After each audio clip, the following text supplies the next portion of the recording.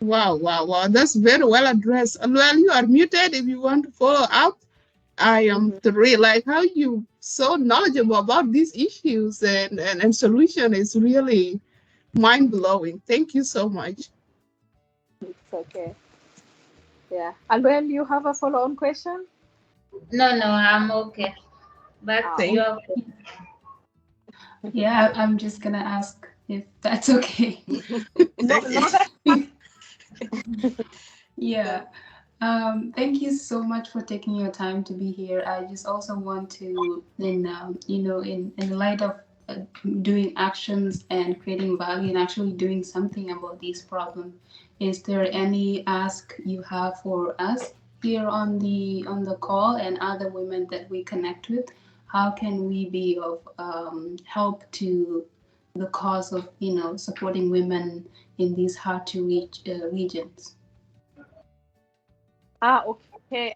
So maybe the only thing is I really don't know how you people also operate there. I know you're all young women who are also trying to do things on your own, but then also understanding the aspect of the community need. That's why you try to create this platform. When you look at most of the issues women are facing, it's issues of need. It's maybe support, they need some financial support, they need some money to carry out some projects, and sometimes it can be clothes within the communities that they want. So it's more like issues of need.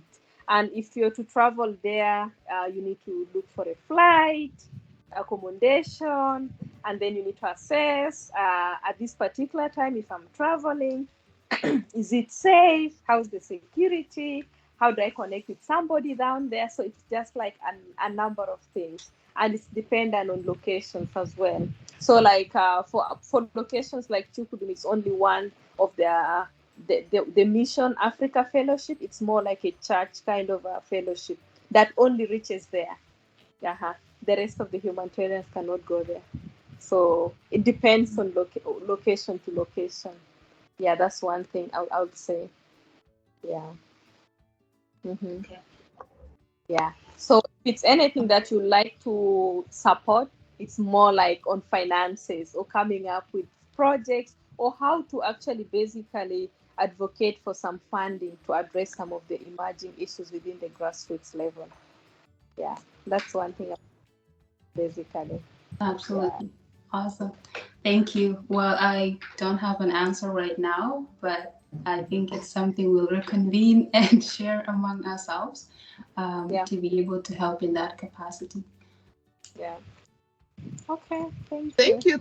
I want to take it, just to build on that. When we look at women's, and the needs that you mentioned, and the inaccessibility, to give them tools to better themselves. What really, comes in my mind is their children, right? So if we cannot help mother at the moment, how do we actually help the next generation of women? And so that question is, and when you mention about building a school there, creating program, they're like creating, that's what the vision of John Garang, the late Dr. John Garang, who said we need to bring city to villages, right? Not to bring people from villages to city. And that vision has died. It's resting in peace with him. But I feel like how we could help is how do we, as you mentioned, like the civil coalitions or people that are actually trusted by these communities, because if you look at the government right now, it's tribalized, it's semi-politics, it's not even trusted by its own people. So I don't think someone from the top government can travel to all those villages without fear of being assassinated because of some of the mistrust that has been built over the years. So really, just to reiterate that aspect of empowering the next generation, Judith, what would you say about, like, if someone, for example, let's say you went to village, you went to Chukudum hills or mountains, and you found a young girl, and that girl has a vision of becoming like Judith in the next 10 to 20 years. How do you help advise that young girl? Okay. So if I find a young girl, who shares the same vision like me, one thing I'll basically emphasize is the aspect of education. Education is very important, and this is where you find out all the opportunities in the world that you wanted. I was impressed by one of the girls who shared her story with me, and she told me she was interested because in that particular community, girls are married at the age of 15, 16. So I'll call for youth. I'll be like, this is a younger. They're like, what do you mean? This is a woman with 2 children or even 3. So you literally, I look older, but then I'm dealing with a child who has a child as well. You see, and you think like, okay. So this particular girl emerged in that community in a way that exposure is one thing. So most of the people there are not exposed because they are cut off from the city. So what they know is I need to grow up, have a family, and produce. That's it. Apart from that, there's nothing. But then this particular girl had a chance to see and also interact with some of the actors, like people like me. When you get to the grassroots, like, okay, I think there's life outside this village as well. So she tried, like, okay, I think I need to study and reach to the university. But then reaching the university, who is going to support me? You come from a polygamous family, you're many children, your father is not working. So the resources available, you cannot take them all for yourself. So she started working very hard. As she's in school, she completed her primary, she reached her secondary, but then she tried to do some business. So that somebody came and then she worked one time as a volunteer to translate within the community, and this was paid, is it 1,000 SSP? Yeah, for that work. So she decided to take that money, purchase sugar, and started selling, trying to make it in small caveras and sell within the community. So as she kept on selling, she made up to 60,000 SSP, and that's like a lot of money for her there. So after finishing senior 4, she wants to go to the university. So she got some uncle who is working. She told the uncle, now I need to go to the university. So the uncle offered to pay half of the money if she goes. But then the other challenge is, where will she get the half of the other money? So after finishing senior, he's like, okay, that's fine. She goes back to school, but when she comes back, she starts to volunteer to teach. And this is because of the drive that she wants to do something. So I think some of the issues is like, we need to get more role models, get to the communities. And if there are people within the communities that have made it up, they should be able to share their stories, especially women, with these young girls. And we need a lot of career guidance in schools. So education is important, but then how do you incorporate the aspect of sex education as well? Because people fear to talk about sex, but yet they can do it at a certain age. But then how do you make sure that we talk about this in the school and they get to know that if they do this, it's going to mess up with their school? And if you're not ready to drop from school, how can you be introduced to aspects of family planning at an early age if you still want to do that? So I think that is important. But one thing I'll always emphasize is get to school, forget about the rest of the things, because you can get everything once you're educated.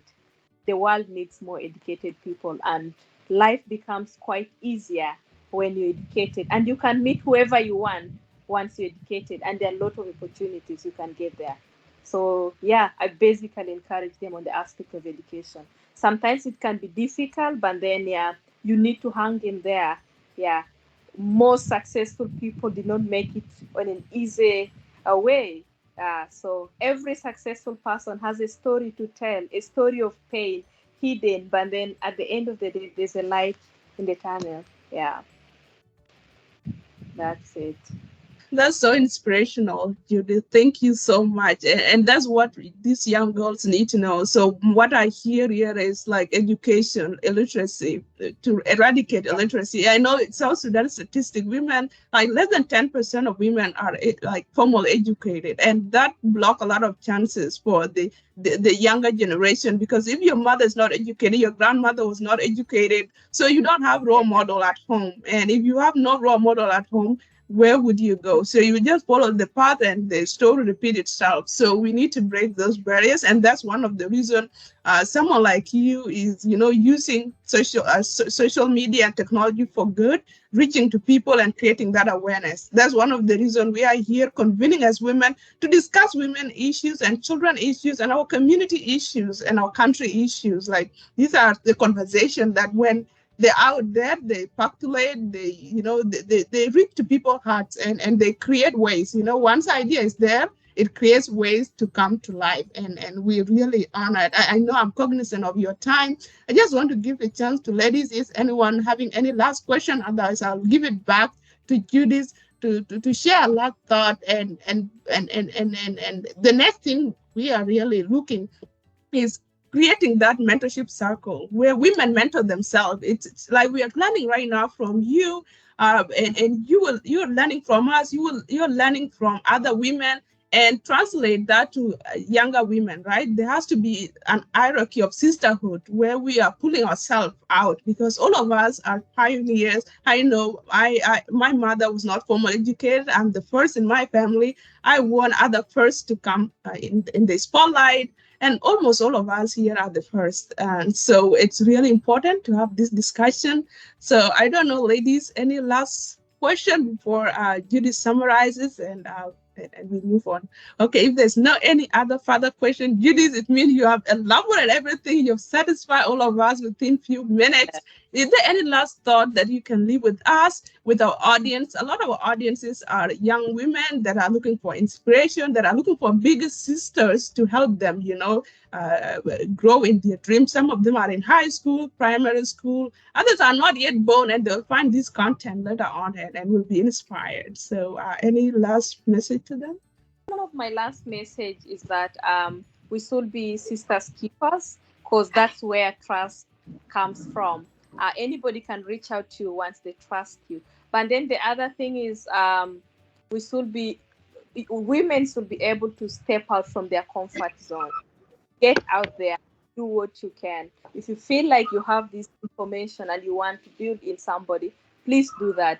And if you've seen a potential in someone else, try to mentor that person. It's very important. And to the young girls out there, you don't need to be shy to ask for opportunities. You should reach out to your sisters who are out there. Try to ask them questions on how they have made it out there. If there are difficulties, if there are challenges, how have they tackled that out? How can they help you climb your ladder?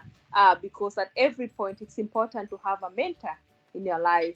So with the mentors, they help you in your journey as well.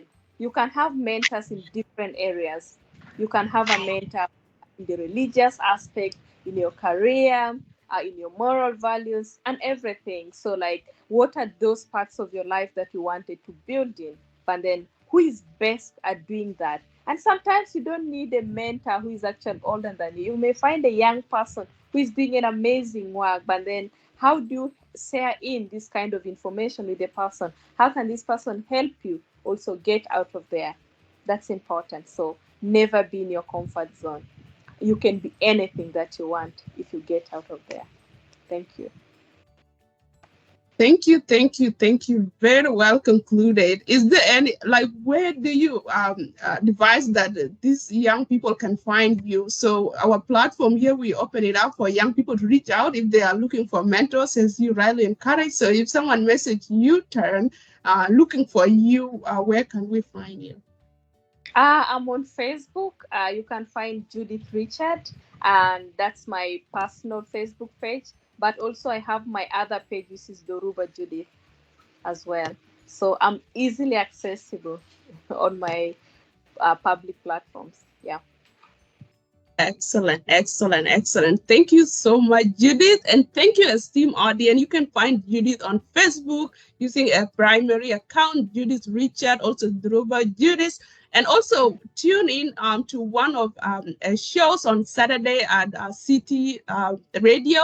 I think it's channel 884. You can listen to Judith speaking, focus on business. So if you're a young woman, entrepreneur, you're looking for opportunities or ideas to better your craft, you can tune into Judith's show and listen. And also, she also hosts Daniel Mwaka show. is also a platform on social media. On Facebook, you can Google it, find it, and also tune in and learn from the past shows and audiences that speak at that show. You will be inspired. Thank you.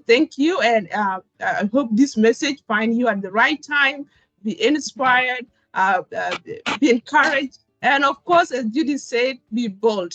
Women, be bold. Take yourself out there. You don't need permission from anyone to give you a platform. Take it by fire, by force, and occupy that space. Learn from Madam Chairman. So in the near few 5 years, we won't be only talking about chairmen. We will be having chair ladies taking a space. And so the time is now. It's time for a U-turn, and it's your turn, young ladies. It's your turn, young women. It's your turn to take a space and also lead as your brothers have been doing. So thank you, Judith. Thank you, wonderful ladies. Just one thing I wanted to add. The other thing I wanted to add is also that we should be able to share opportunities with fellow women. This is very important. So you find out in most cases, if there's a workshop, you find out a man will invite more than 10 fellow men. It's like, hey, there's this interesting conversation. Can you come up? Me, in most cases, I get invited by men. And each time I get those invitations, I go for that. But then how do women also do the same? If the opportunities, how then do you let your sisters know about that if it's for your importance? Because information is power. And then just to add on the Daniel Mwaka, so this is a live audience, which is physical, every Tuesdays at the Youth Empowerment Hub. You can come there to network and connect with a lot of young people. And we also have some different kind of empowerment programs. We have French courses, which are for free, English learning courses, and also different other things, computer training within the hub. This is just for free for young people to help them do other things. Or sometimes you're doing a research and you don't have power or internet, you can come also to the Youth Hub. Thank you.